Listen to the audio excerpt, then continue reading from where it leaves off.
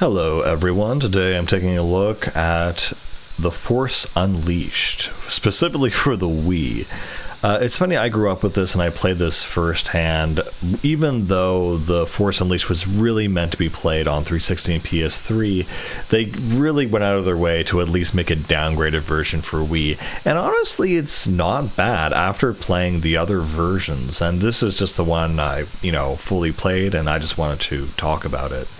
It's funny that, you're used to having different spin-offs and versions of certain games in different generations, and they don't vary that much. But Gen 7 was a very funny time because you had 360, PS3, both high-end HD consoles, and the Wii just said, we're not doing any of that, we're just doing motion controls.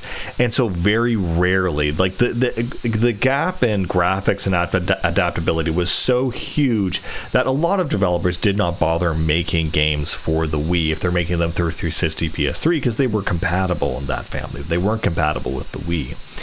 And I'm thinking of certain series like Call of Duty where Modern Warfare, it has a Wii version, but the Wii version at least resembles its 360 counterparts. Like the campaign is generally more or less the same. This game feels like it was made by almost a completely different studio. That's how large this gap is.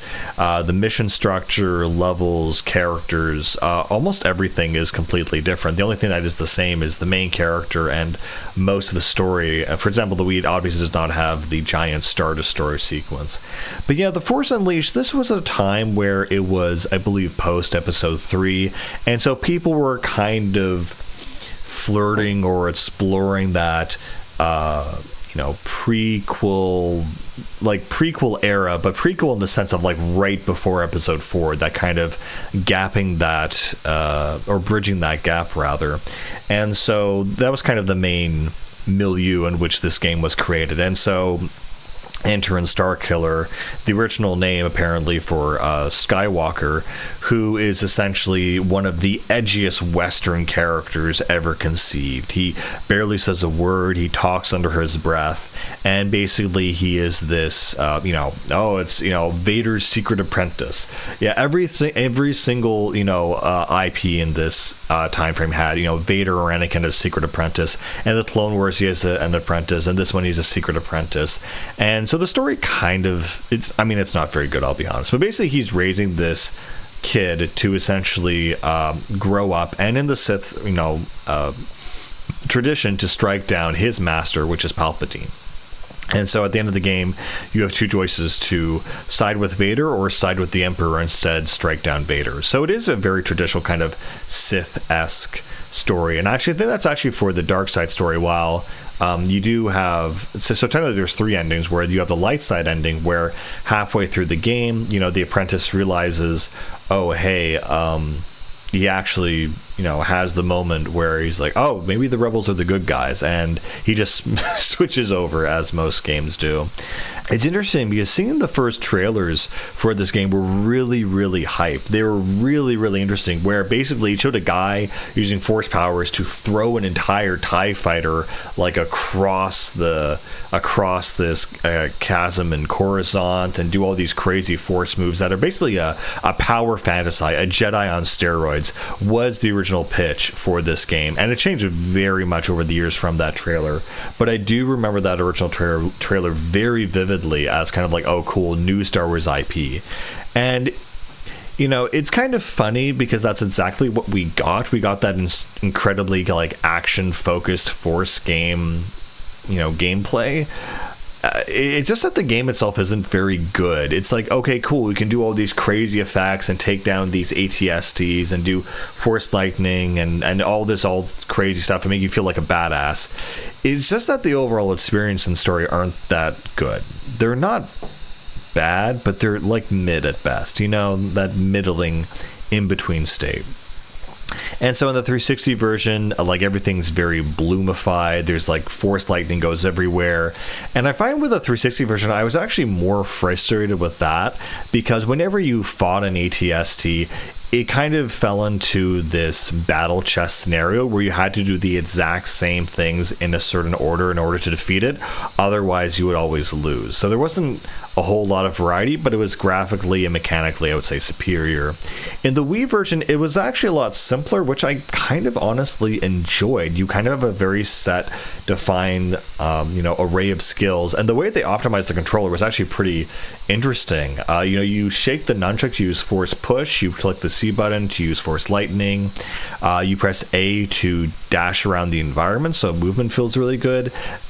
B, you're basically jumping, and yes, you do swing, you do waggle with the controller, but there is kind of an art to it, honestly. A lot of people think that a lot of Wii gameplay is like this, but it's all in the wrist. If you just kind of flick the wrist around, it's actually much more intuitive. Not again that waggling is great, but there's a way to do it right and wrong.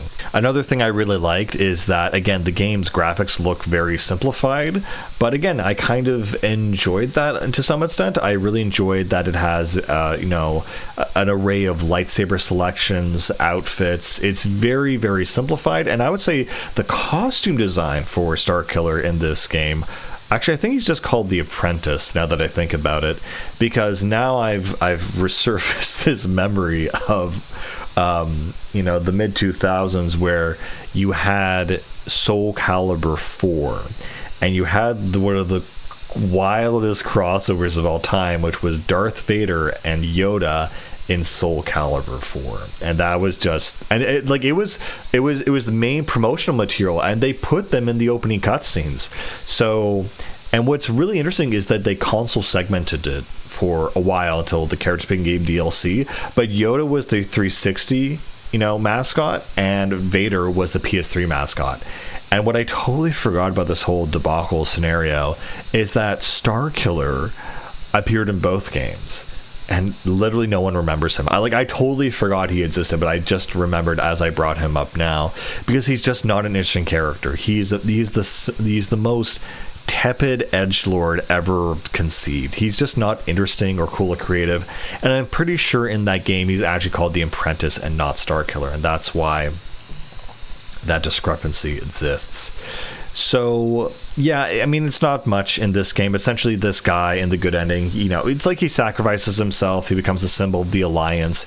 They use his symbol, like his symbol becomes the symbol of the Rebel Alliance. Like, oh, we need a symbol to rally around, and it's him. But yeah, the gameplay is pretty basic, pretty straightforward. It starts off with you hunting down the last remaining Jedi. There were so many games around this time, like, oh, the one Jedi, Order 66. Yeah, I'd missed like these 3 dozen or 4 dozen Jedi. Oh, oops, we forgot about all these. So yeah, there's always, they're stretching a little bit, but yeah, they send out this guy to essentially kill these people, and you defeat a lot of Jedi, and halfway through the game you realize that either Empire is bad or Empire is good, and you make your choice there about which path you go on. It is cool though, because you have an assortment of different red lightsabers and dark side powers and good side powers and costumes. Again, the costumes look really, really nice.